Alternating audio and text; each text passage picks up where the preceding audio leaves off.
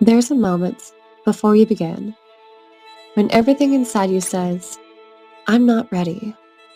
That moment is loud, full of doubts, full of unknowns that manifest into fear. I know it well, because that's where I started. I didn't have confidence. I didn't have experience. I only had an idea and a quiet voice inside me that said, try anyway. I thought I needed permission. What I really needed was courage. Most of us spend our whole lives chasing perfection, that our lives have to have obtained a certain perfect rhythm before we can begin. Here's to all the recovering perfectionists. You physically cannot do better than your best. Long ago, they nailed a perfect man on a cross. How can we chase an impossible standard when the world still won't accept us? We need to stop seeking validation from a world who crucified a perfect man. I've made mistakes, so many, and I will continue to do so. I doubted myself every step of the way, compared my beginning to someone else's middle. I thought maybe I should stop. Maybe they were right to doubt me. Maybe I was too. But then I learned something.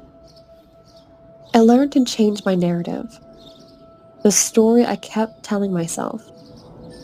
I began to rephrase the bad habit narrative that I would tell myself that would pull me down.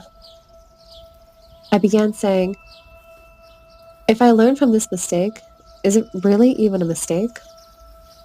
If I didn't learn and I repeated the behavior, then I would have failed, and also clinically insane. When I was younger, I wanted to grow dragon fruit. My dad had asked, oh really? You're going to do that and it takes how many years to grow fruit?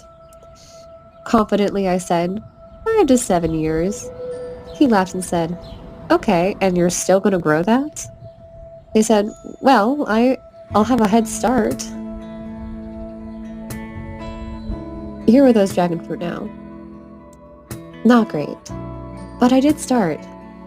And they're technically still alive, so I call this a win. Not perfect. But my point was I was still willing to start with what I had, which was a dragon fruit, some soil, and courage. Every misstep taught me something. Every failure shaped me. I didn't grow in spite of my uncertainty. I grew because of it. Because somewhere along the way, I became someone I didn't recognize at first. Someone stronger.